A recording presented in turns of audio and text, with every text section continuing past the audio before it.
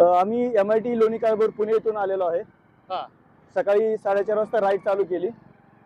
साधारणतः 40 मुले आम्ही या राईडसाठी आहोत। पांडुरंगाची भक्तीचं नामस्मरण करत आम्ही लोणी काळभोर पुणे ते पंढरपूर असा 210 किलोमीटरचा प्रवास सकाळी 4:30 ते आतापर्यंत एका दिवसामध्ये आम्ही 210 किलोमीटर कंप्लीट करतोय। सोबतच आम्ही आमच्या MIT एडिट युनिव्हर्सिटीचा स्लोगन आहे नशामुक्त भारत आणि विश्वशांतीचा प्रचार आणि प्रसार करत आतापर्यंत आम्ही जवळपास बाशिरीच्या जवळपास पोहोचत आलेलो आहे। किती वर्षापासून करताय? हे आमचं सायकल वारीचं 5वं वर्ष आहे। आम्ही आत्ता नोव्हेंबरला पुणे ते अयोध्या असा 1800 किलोमीटरचा प्रवास 10 लोकांनी MIT edit university Loni Kalbhor ते अयोध्या असा प्रवास केलेला होता। बरं. आणि पुढं विठ्ठल रुक्माईची मूर्ती आहे, पलीकडे भगवा झेंडा आहे, त्याच्यामध्ये छत्रपती शिवाजी महाराज आहेत आणि पाठीमागे तुळस आहेत। बरोबर। छत्रपती शिवाजी महाराज हे तर आमचं प्रेरणास्थानच आहे। तसेच पांडुरंग आणि रुक्मिणी यांच्या भक्तिभावाने आम्ही पंढरपूरची वारी करत आहोत। आम्हाला दोन्हीही याच्यामधून महाराजांचा झेंडा व पांडुरंगाची मूर्ती याच्यातून ऊर्जा आणि एनर्जी मिळते। आम्ही हेच करत प्रत्येक पेडल हा आम्ही की ह्या एनर्जीने आणि ह्या ऊर्जानेच पुढे जात आहोत। किती मुलं किती मुली आहेत? आता सध्या माझ्यासोबत टोटल 40 लोकांचा ग्रुप आहे। कॉलेजची मुलं मुली 13 वर्षापासून ते 50 वर्षापर्यंत आहे। त्याच्यामध्ये 8 मुली पार्टिसिपेट करतात आणि 32 मुले आम्ही निघालो आहोत। तरुण मुलांना काय आव्हान कराल तुम्ही? तरुण मुलांना हेच आवाहन करीन की आता सध्याच्या युगामध्ये पेट्रोलचे क्रायसिस वाढले होते। सायकलिंग हा आपला प्रवास आणि फिटनेस हे दोन्ही एकाच वेळी करू शकतो। तरी सगळ्यांनी सायकलिंग तर करावीच। ह्याच्यामुळे प्रदूषण मुक्त होऊ शकतं, आपलं पेट्रोल वाचू शकतं, ह्याच्यातूनच श्रम तसेच आपला फिटनेसही राहतो। तुम्हाला पंढरपूरला जायला किती दिवस लागतात? त्यामध्ये मुक्काम असतो तुमचा?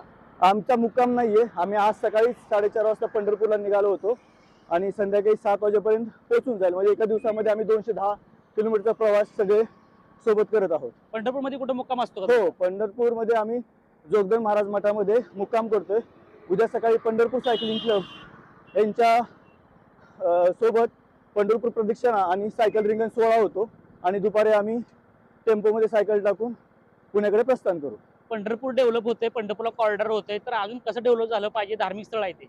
बरोबर आहे। पूर्ण महाराष्ट्र एवढं की पूर्ण देशाचं नाही तर आता पूर्ण जगाचंही सगळे लक्ष पंढरपूरला आहे आणि जे डेव्हलपमेंट होते ती खूप आनंदाची गोष्ट आहे की आम्ही आता 5 वर्षापासून पंढरपूर सायकल वारी करतोय। तर नवीन काहीतरी जसं आता मी अयोध्या सायकलिंगला गेलो होतो, काशीमध्ये खूप सुधारणा झालेल्या आहेत। पहिलं काशी आणि आत्ताची काशी ह्याच्यामध्ये जमीन आसमानाचा फरक आहे। तसंच आमचं पंढरपूरही बघायची इच्छा आहे आणि जे होतंय ते खूप आनंदाची गोष्ट आहे। आणि पालखी महामार्ग देखील केले, काय वाटतंय तुम्हाला सर? हो हो, आम्ही सांगू इच्छितो हे की जसं आम्ही लोणी काळभोर पुणे सोलापूर हायवे आहे, पण त्या हायवेला खूप ट्रॅफिक असतं। तसं बघायला गेलं तर हा आम्हाला 30 किलोमीटर लांबचा प्रवास पडतो ज्ञानेश्वर महाराजांच्या पालखी मार्गाने। पण हा जो हायवे झालाय ते खूप चांगला आहे।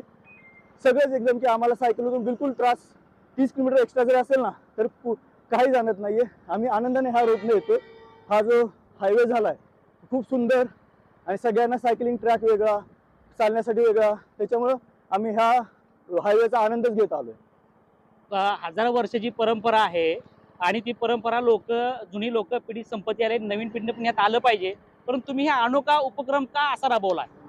हे तर खूप महत्त्वाचा प्रश्न केला तुम्ही। कारण की बघा आता आजकालच्या पिढीमध्ये लोकांना टाइम नाहीये।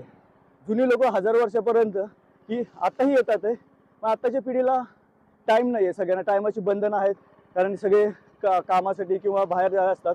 तर आम्ही हा अनोखा उपक्रम आहे सायकलचा, एका दिवसामध्ये जातोय। सायकल रिंगण जसं मुख्य वारीचं रिंगण सोहळा असतो तसं आम्ही काहीशा प्रमाणामध्ये सायकल रिंगण सोहळा अनुभवतोय। एका दिवसामध्ये आम्ही 15 दिवस देऊ शकत नाही तर 1 दिवस देऊ शकतो सायकल वारीचा। ह्याचा आम्हाला सगळ्यांना खूप आनंद आहे आणि सगळे आनंदाने याच्यामध्ये सहभागी होतात।